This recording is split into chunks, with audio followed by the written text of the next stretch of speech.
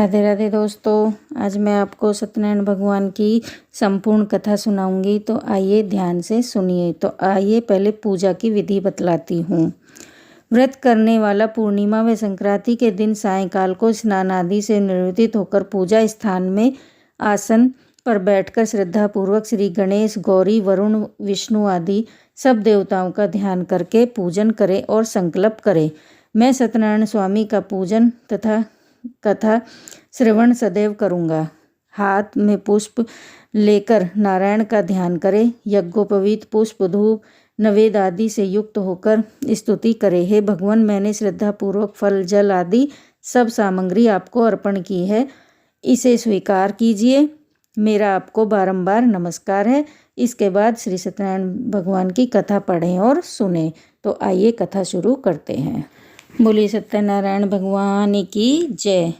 एक समय नेमिषारण तीर्थ में सौनकादिक 88,000 ऋषियों ने श्री सूत जी से पूछा, हे प्रभु, इस कलयुग में वेद विद्या रहित मनुष्यों को प्रभु भक्ति किस प्रकार मिलेगी तथा उनका उद्धार कैसे होगा? हे मुनि श्रेष्ठ, कोई ऐसा तप कहिए जिससे थोड़े समय में पुण्य को प्राप्त होवे तथा मनवांचित फल मिले। ऐसी कथा सुनने की हमारी इच्छा है। सर्वशास्त्र ज्ञाता श्री सूत जी बोले, हे वैष्णव में पूज्य, आप सबने प्राणियों के हित की बात पूछी है। अब मैं उस श्रेष्ठ व्रत को आप लोगों से कहूँगा जिस व्रत को नारद जी ने लक्ष्मी नारायण भगवान से पूछा था और लक्ष्मीपति ने मुनि श्रेष्ठ नारद से कहा था। सो ध्यान से सुने। एक समय योगीराज नारद जी दूसरों के हित की इच्छा से अनेक लोकों में घूमते हुए मृत्युलोक में आ पहुँचे। यहाँ अनेकों योनियों में जन्मे हुए प्राय सभी मनुष्यों को अपने कर्मों के अनुसार अनेकों दुखों से पीड़ित देखकर सोचा, किस यत्न के करने से निश्चय ही प्राणियों के दुखों का नाश हो सकेगा। ऐसा मन में सोचकर विष्णु लोक को गए। वहाँ श्वेत वर्ण और 4 भुजाओं वाले देवों के ईश नारायण को देखकर, जिनके हाथों में शंख, चक्र, गदा और पद्म थे तथा वरमाला पहने हुए स्तुति करने लगे। हे भगवान, आप अत्यंत शक्ति से संपन्न है। मन तथा वाणी में भी आपको कोई नहीं पा सकता। आपका आदि मध्य अंत भी नहीं है। आप निर्गुण स्वरूप सृष्टि के आदि भूत व भक्तों के दुखों को नष्ट करने वाले हो। आपको मेरा नमस्कार है। नारद जी से इस प्रकार की स्तुति सुनकर विष्णु भगवान बोले, हे मुनि श्रेष्ठ, आपके मन में क्या है और आपका किस काम के लिए आगमन हुआ है? निसंकोच कहें। तब नारद मुनि बोले, मृत्युलोक में सब मनुष्य जो अनेक योनियों में पैदा हुए हैं, अपने अपने कर्मों के द्वारा अनेक प्रकार के दुखों से दुखी हो रहे हैं। हे नाथ, यदि आप मुझ पर दया रखते हो तो बतलाइए कि उन मनुष्यों के सब दुख थोड़े से ही प्रयत्न से कैसे दूर हो सकते हैं। श्री विष्णु भगवान जी बोले, हे नारद, मनुष्यों की भलाई के लिए तुमने बहुत अच्छी बात पूछी है। जिस काम के करने से मनुष्य मोह से छूट जाता है वह मैं कहता हूँ, सुनो। बहुत पुण्य देने वाला स्वर्ग तथा मृत्युलोक दोनों में दुर्लभ एक उत्तम व्रत है। आज मैं प्रेमवश होकर तुमसे कहता हूँ, श्री सत्यनारायण भगवान का यह व्रत अच्छी तरह विधि पूर्वक करके मनुष्य धरती पर आयु पर्यंत सुख भोग कर मरने पर मोक्ष को प्राप्त होता है। श्री भगवान के वचन सुनकर नारद मुनि बोले, हे भगवान, उस व्रत का क्या फल है और क्या विधान है और किसने यह व्रत किया है और किस दिन यह व्रत करना चाहिए? विस्तार से कहिए। विष्णु भगवान बोले, हे नारद, दुख शोक आदि को दूर करने वाला, धन धान्य को बढ़ाने वाला, सौभाग्य तथा संतान को देने वाला यह व्रत सब स्थानों पर विजयी करने वाला है। भक्ति और श्रद्धा के साथ किसी भी दिन मनुष्य श्री सत्यनारायण की प्रातः काल के समय ब्राह्मणों और बंधुओं के साथ धर्मपरायण होकर पूजा करे। भक्ति भाव से नवेद, केले का फल, शहद, घी, दूध और गेहूं का आटा सवाया लें और सब पदार्थों को भगवान के अर्पण कर दे तथा बंधुओं सहित ब्राह्मणों को भोजन कराएं। तत्पश्चात स्वयं भोजन करें। रात्रि में नित्य गीत आदि का आयोजन कर सत्यनारायण भगवान का स्मरण करते हुए समय व्यतीत करें। इस तरह व्रत करने पर मनुष्य की इच्छा निश्चय ही पूरी होती है। विशेष रूप से कलिकाल में भूमि पर यही मोक्ष का सरल उपाय है। बोल सत्यनारायण भगवान की जय। दूसरा अध्याय। सूत जी बोले, हे ऋषियों, जिसने पहले समय में इस व्रत को किया है उसका इतिहास कहता हूँ, ध्यान से सुनो। सुंदर काशीपुर नगरी में एक अत्यंत निर्धन ब्राह्मण रहता था। वह भूख और प्यास से बेचैन हुआ नित्य पृथ्वी पर घूमता था। ब्राह्मणों से प्रेम करने वाले भगवान ने ब्राह्मण को दुखी देखकर बूढ़े ब्राह्मण का रूप धर उसके पास जा आदर के साथ पूछा कि हे विप्र, तू नित्य दुखी हुए पृथ्वी पर क्यों घूमते हो? हे ब्राह्मण, यह सब मुझसे कहो, मैं सुनना चाहता हूँ। ब्राह्मण बोला, मैं निर्धन ब्राह्मण हूँ, भिक्षा के लिए पृथ्वी पर फिरता हूँ। हे भगवान, यदि आप इससे छुटकारा पाने का कोई उपाय जानते हो तो कृपया कर मुझे बताएं। वृद्ध ब्राह्मण बोला, हे विप्र, सत्यनारायण भगवान मनवांचित फल देने वाले हैं, इसलिए तुम उनका पूजन करो, जिसके करने से मनुष्य सब दुखों से मुक्त हो जाता है। ब्राह्मण को व्रत का सारा विधान बतलाकर बूढ़े ब्राह्मण का रूप धारण करने वाले सत्यनारायण भगवान अंतर्ध्यान हो गए। जिस व्रत को वृद्ध ब्राह्मण ने बतलाया है मैं उसको करूँगा, यह निश्चय करने पर उसे रात में नींद नहीं आई। वह सवेरे उठ सत्यनारायण भगवान के व्रत का निश्चय कर भिक्षा के लिए चला। उस दिन उसको भिक्षा में बहुत धन मिला, जिससे बंधु बांधवों के साथ उसने सत्यनारायण भगवान का व्रत किया। इसके करने से वह ब्राह्मण सब दुखों से छूटकर अनेक प्रकार की संपत्तियों से युक्त हुआ। उस समय से वह ब्राह्मण हर मास व्रत करने लगा। इस तरह सत्यनारायण भगवान के व्रत को जो करेगा वह मनुष्य सब दुखों से छूट जाएगा। इस तरह नारद जी से सत्यनारायण भगवान का कहा हुआ यह व्रत मैंने तुमसे कहा। हे विप्रो, मैं अब और क्या कहूँ? ऋषि बोले, हे मुनीश्वर, संसार में इस ब्राह्मण से सुनकर किस किसने इस व्रत को किया, हम वह सब सुनना चाहते हैं। इसके लिए हमारे मन में जिज्ञासा है। सूत जी बोले, हे मुनियों, जिसने इस व्रत को किया है वह सब सुनो।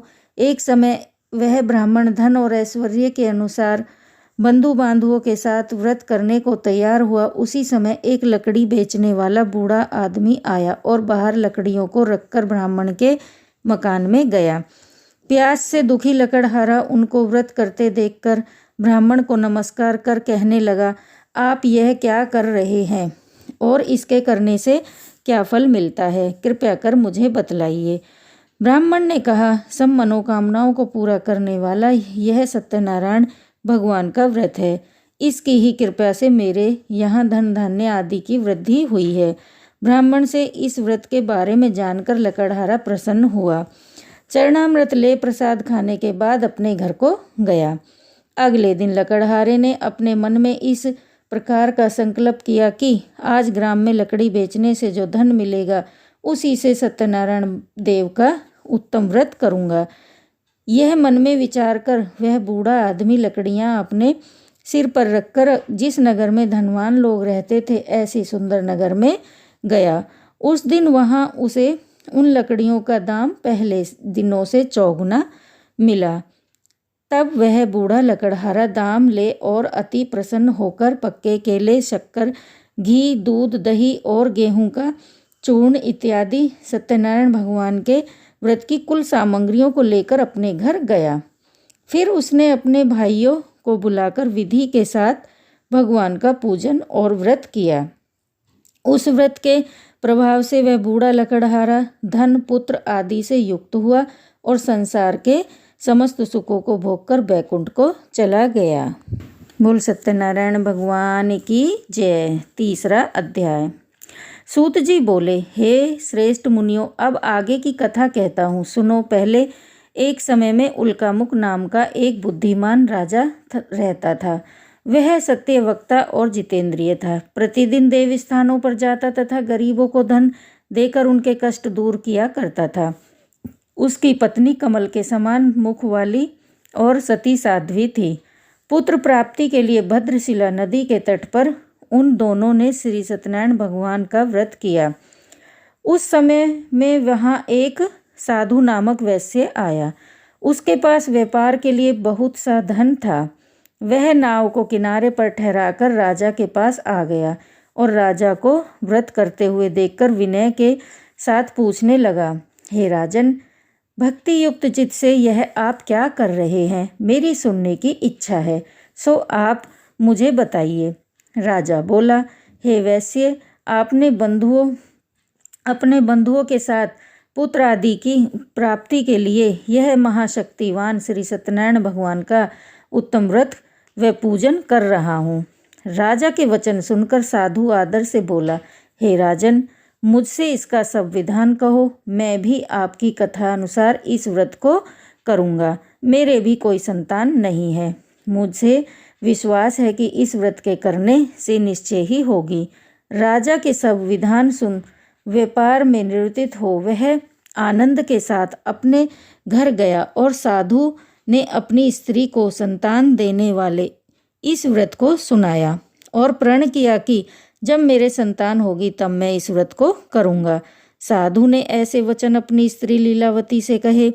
एक दिन उसकी स्त्री लीलावती पति के साथ आनंदित हो सांसारिक धर्म में प्रवृत्त होकर सत्यनारायण भगवान की कृपा से गर्भवती हो गई तथा 10वें महीने में उसके यहाँ एक सुंदर कन्या का जन्म हुआ। दिनों दिन वह इस तरह बढ़ने लगी जैसे शुक्ल पक्ष का चंद्रमा बढ़ता है। कन्या का नाम कलावती रखा गया। तब लीलावती ने मीठे शब्दों में अपने पति से कहा कि जो आपने संकल्प किया था कि भगवान का व्रत करूँगा, अब आप उसे करिए। साधु बोला, हे प्रिय, इसके विवाह पर करूँगा। इस प्रकार अपनी पत्नी को आश्वासन दे वह नगर को गया। कलावती पितृगृह में वृद्धि को प्राप्त हो गई। साधु ने जब नगर में सखियों के साथ अपनी पुत्री को देखा तो तुरंत दूत बुलाकर कहा कि पुत्री के वास्ते कोई सुयोग्य वर देखकर लाओ। साधु की आज्ञा पाकर दूत कंचन नगर पहुंचा और वहां पर बड़ी खोज कर देखभाल कर लड़की के लिए सुयोग्य वाणिक पुत्र को ले आया। उस सुयोग्य लड़के को देखकर साधु ने अपने बंधु बांधवों सहित प्रसन्नचित हो अपनी पुत्री का विवाह उसके साथ कर दिया। किंतु दुर्भाग्य से विवाह के समय भी वह उस व्रत को करना भूल गया। तब श्री सत्यनारायण भगवान क्रोधित हो गए और साधु को श्राप दिया कि तुम्हें दारुण्य दुख प्राप्त होगा। अपने कार्य में कुशल साधु वैश्य अपने जामाता सहित समुद्र के समीप स्थित रत्नपुर नगर में गया और वहां दोनों ससुर जमाई चंद्रकेतु राजा के उस नगर में व्यापार करने लगे। एक दिन भगवान श्री सत्यनारायण भगवान की माया से प्रेरित कोई चोर राजा का धन चुराकर भागा जा रहा था, किंतु राजा के दूतों को आता देखकर चोर ने घबराकर भागते हुए राजा के धन को वहीं छुपाकर रख दिया जहाँ की वे ससुर जमाई ठहरे हुए थे। जब दूतों ने उस साधु वैश्य के पास जाकर राजा के धन को रखा देखा तो वे दोनों को बांध कर ले गए और राजा के समीप जाकर बोले, हे राजन, यह दो चोर हम पकड़कर लाए हैं, देखकर आज्ञा दीजिए। तब राजा की आज्ञा से उनको कठोर कारावास में डाल दिया और उनका सब धन छीन लिया। सत्यनारायण भगवान के श्राप के कारण साधु वैश्य की पत्नी व पुत्री भी घर पर बहुत दुखी हुई। उनके घर पर जो धन रखा था चोर चुराकर ले गए और शारीरिक व मानसिक पीड़ा तथा भूख प्यास से अति दुखित हो अन्न की चिंता में कलावती एक ब्राह्मण के घर गई। वहां उसने सत्यनारायण भगवान का व्रत होते देखा। फिर कथा सुनी तथा प्रसाद ग्रहण कर रात को घर आई। माता ने कलावती से कहा, हे पुत्री, अब तक कहाँ थी? वह तेरे मन में क्या है? कलावती बोली, हे माता, मैंने एक ब्राह्मण के घर श्री सत्यनारायण भगवान का व्रत होते देखा है। कन्या के वचन सुनकर लीलावती भगवान के पूजन की तैयारी करने लगी। लीलावती ने परिवार और बंधु बांधवों सहित श्री सत्यनारायण भगवान का पूजन किया और वर मांगा कि मेरे पति और दामाद शीघ्र घर आ जाएं। साथ ही प्रार्थना करी कि हम सबका अपराध क्षमा करें। सत्यनारायण भगवान इस व्रत से संतुष्ट हो गए और राजा चंद्रकेतु को स्वप्न में दर्शन देकर कहा, हे राजन, जिन दोनों वैश्यों को तुमने बंदी बना रखा है वे निर्दोष हैं, उन्हें प्रातः ही छोड़ दो और उनका सब धन जो तुमने ग्रहण किया है लौटा दो, नहीं तो मैं तेरा धन, राज्य, पुत्र आदि सब नष्ट कर दूंगा। राजा से ऐसे वचन कहकर भगवान अंतर्ध्यान हो गए। प्रातःकाल राजा चंद्रकेतु ने सभा में अपना स्वप्न सुनाया। फिर दोनों वाणिक पुत्रों को कैद से मुक्त कर सभा में बुलाया। दोनों ने आते ही राजा को नमस्कार किया। राजा मीठे वचनों से बोला, हे महानुभावों, तुम्हें भावीवश ऐसा कठिन दुख प्राप्त हुआ है, अब कोई भय नहीं है। ऐसा कहकर राजा ने उनको नए नए वस्त्राभूषण पहनाए तथा उनका जितना धन लिया था उससे दूना धन देकर आदर सहित विदा किया। दोनों वैश्य अपने अपने घर को चल दिए। बोलो सत्यनारायण भगवान की जय। चौथा अध्याय। सूत जी बोले, वैश्य ने मंगलाचार करके यात्रा आरंभ की और अपने नगर को चला। उनके थोड़ी दूर निकलने पर दंडी वैश्यधारी श्री सत्यनारायण भगवान ने उनसे पूछा, हे साधु, तेरी नाव में क्या है? अभिमानिक वाणिक हंसता हुआ बोला कि हे दंडी, आप क्यों पूछते हो? क्या धन लेने की इच्छा है?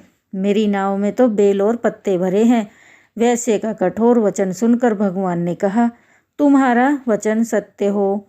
दंडी ऐसा कहकर वहां से दूर चले गए और कुछ दूर जाकर समुद्र के किनारे बैठ गए। दंडी के जाने पर वैश्य ने नित्य क्रिया करने के बाद नाव को ऊंची उठी देखकर अचंभा किया और नाव में बेल पत्ते आदि देखकर मूर्छित हो जमीन पर गिर पड़ा।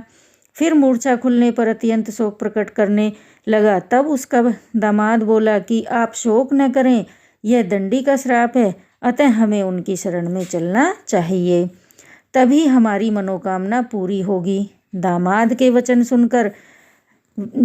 सुनकर वैश्य दंडी के पास पहुंचा और अत्यंत भक्ति भाव से नमस्कार कर बोला कि हे भगवान, आपकी माया से मोहित ब्रह्मा आदि भी आपके रूप को नहीं जानते, तब मैं अज्ञानी कैसे जान सकता हूँ। आप प्रसन्न होइए, मैं सामर्थ्य के अनुसार आपकी पूजा करूँगा। मेरी रक्षा करो, मेरे और पहले की समान मेरी नौका में धन भर दो। उसके भक्ति युक्त वचन सुनकर भगवान प्रसन्न हो और उसकी इच्छा अनुसार वर देकर अंतर्ध्यान हो गए। तब उन्होंने नाव पर आकर देखा कि नाव धन से परिपूर्ण है। फिर वह भगवान श्री सत्यनारायण भगवान का पूजन कर साथियों सहित अपने नगर को चला। जब अपने नगर के निकट पहुंचा तब दूत को घर भेजा। दूत ने साधु के घर जा उसकी स्त्री को नमस्कार कर कहा कि साधु अपने दामाद सहित इस नगर के समीप आ गए हैं।